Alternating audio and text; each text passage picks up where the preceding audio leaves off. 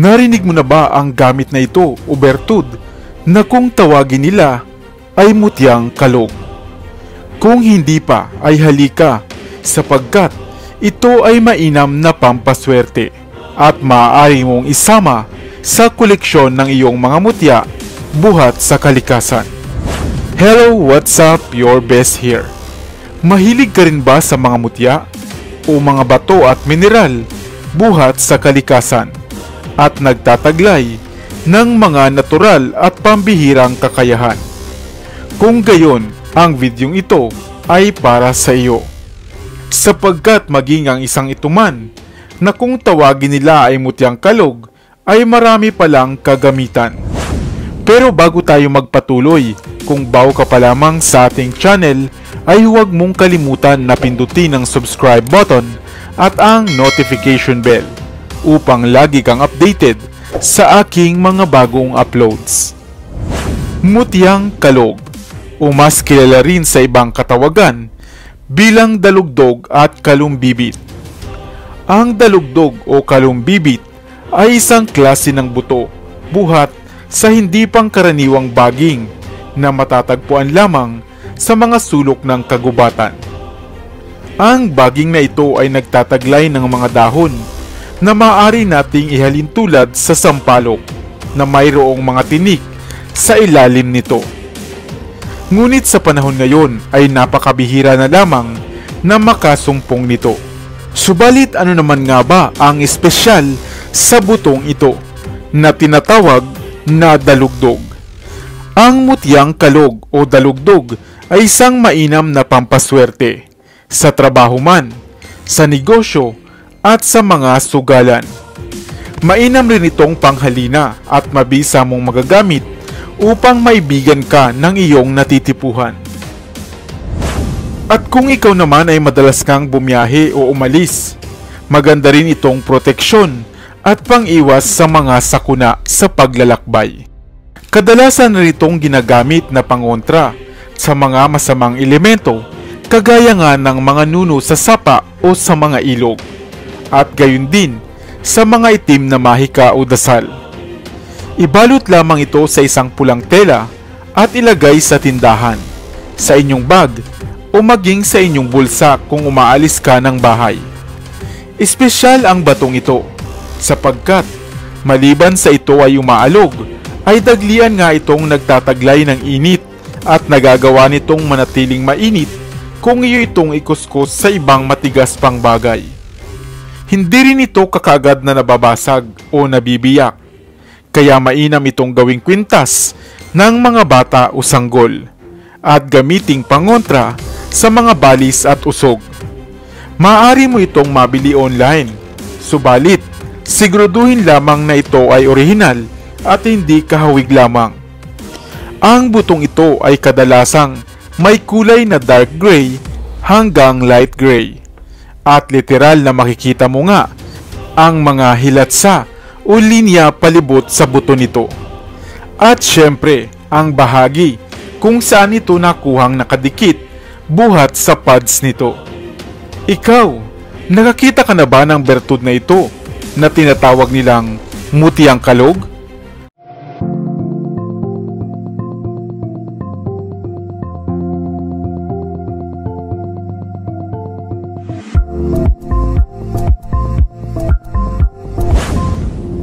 Batid mo ba na ang halamang makahiya pala ay may natatagong kapangyarihan at kakayahang gaya ng mga mutya?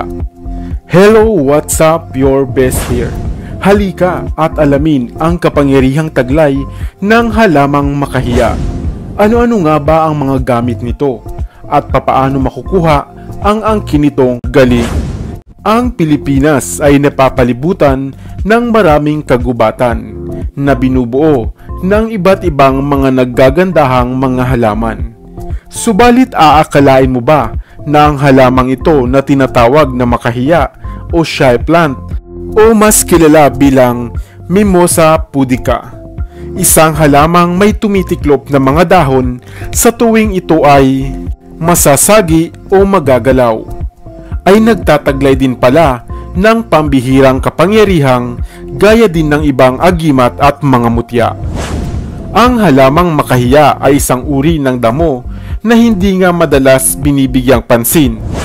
Mayroon itong may liit na mga dahon at matinik na katawan at kulay lila o rosas na bilugang bulaklak. Dito sa atin sa Pilipinas, ito ay pinuputol o ginagamas lamang. Subalit batid mo ba na sa bansang Canada, ito ay binibenta pala sa halagang 400 piso. Ang halamang makahiya rin ay mainam na panglunas sa mga pamamaganang kasukasuan, pananakit ng puson, beke at pagtatae. Ilaga lamang at gawing tsaa ang ugat at katawan nito ay mabisang herbal tea na. Ginagamit pa nga itong pangtanggal ng sakit ng ngipin, lalo na ang mga ugat nito. Kaya naman, tayo talaga ang mahihiya sa napakarami nitong benepisyong medikal.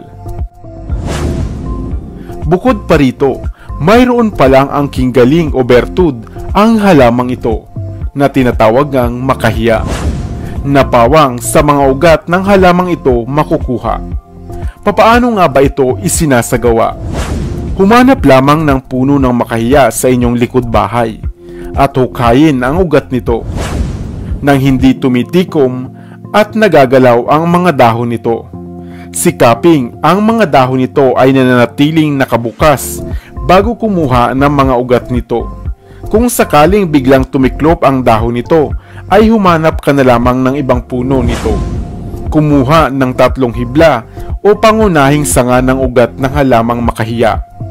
Patuyuin ito at ibalot sa pulang tela.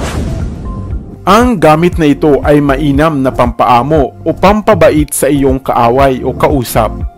Ito rin na isang uri ng tagabulag na hindi ka makikita ng taong mayroong maitim na balak sa iyo. Nais mo ba ng ugat na ito? Ano pa ang hinihintay mo? Humanap na ng puno ng makahiya at kumuha ng mga ugat nito nang hindi tumitiklop ang mga dahon nito.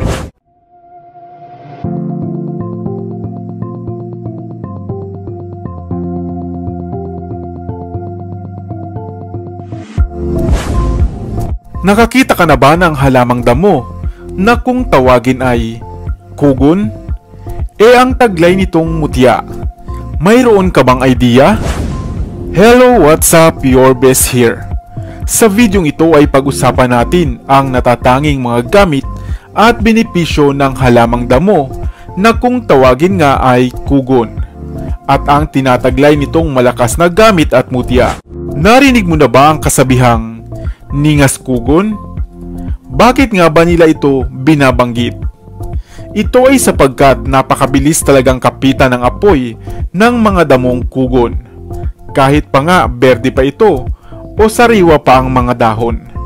At sa ilang sandali nga lamang ay kaya nitong tupukin ang kakahuyan na nalalatagan ng kugon. Ningas kugon dahil ito naman ay tumutukoy sa mga tao na masipag lamang sa simula. Subalit ano nga ba ang kugon? Ang Emperata cylindrica o mas kilala bilang kugon grass o kugon grass ay isang klase ng maugat na halamang damo na popular sa mga kontinente ng Asia, Africa, Australia at Europa.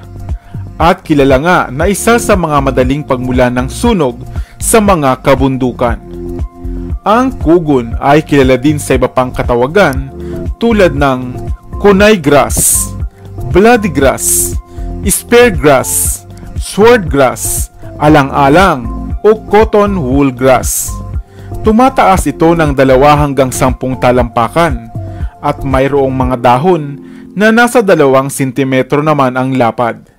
Subalit ang bawat gilid ng dahon nito ay nagtataglay ng mga silica crystals kaya ito ay matalas nga at nakasusugat.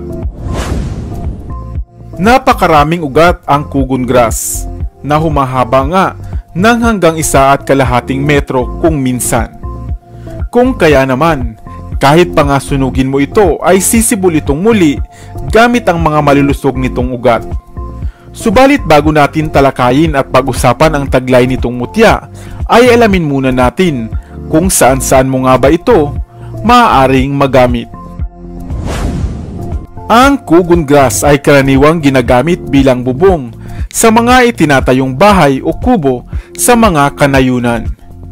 Ang kugon rin na isang halamang ornamental at maaari mong gawing garden plants. Partikular na ang klase nito na kung tawagin ay Red Baron. Ang kugon dahil sa mayaman ito sa potassium ay ginagamit rin ng ilang mga kumpanya sa paggawa nila ng mga cosmetics o pampaganda. Sa mga lugar naman sa Australia, ito ay panghalili nila sa asin dahil sa mataas ang saline content nito. Ito rin ay kilalang tradisyonal na medisina na gamit ng mga Chinese. Ang abo nito ay maaari mong gamitin bilang panghalili sa asin. Maaari mo namang kainin ang ugat nito dahil ito ay matubig at manamis-namis at mayaman sa harina o starch. Ang mga dahon ng kugon grass ay ginagamit din sa paglalala ng mga mats, bags at mga raincoats. At ginagawa namang papel ang malalambot na bahagi ng dahon nito. Kadalasan din itong itinatanim sa mga bundok o dalisdis upang maiwasan ang pagguho ng mga lupa o mga soil erosion. Ang ugat naman at bulaklak ng kugon grass ay inilalaga o pinakukuluan upang magamit na panlunas ng sugat, hemorrhage, lagnat, at isa rin itong antibacterial at lunas sa mga sakit sa tiyan tulad ng diarrhea, dysenteria, at mainam na pampawi sa uhaw at maging sa gutom. Subalit bukod pa nga sa mga benepisyong hatid sa tao ng kugon grass, mayroon din itong taglay na bertud o mutya na nais ng ilang antingero.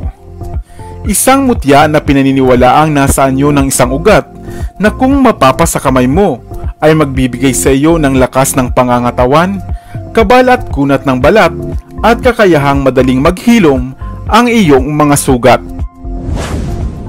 Pinaniniwalaan din na kaya nitong bumuhay ng namatay na kung nanaisin lamang ito ng taong nagtatangan nito. Tulad ng kugon na ilang beses mo mang sunugin, ang ugat nito ay sisibol pa rin. Subalit napakahirap at napaka-imposible naman nitong matagpuan. Ayon sa paniniwala, kinakailangan mo munang sunugin ang ilang ektaryang bundok ng kugon para lamang ito mahanap, at kung susunugin iyon ay mapupuna na may isang natatanging kugon na hindi nasunog ng apoy. Ang isang ito ang nagtataglay ng ugat na mutya. Maaari mo itong kunin at ilagay sa bote na may kasamang tubig at gamitin lamang kung kinakailangan. Sana ay may bago kang natutunan sa videong ito. Iwan ka naman ng comment sa comment section sa ibaba. I-like at i-share mo na rin para naman sa kaalaman ng iba.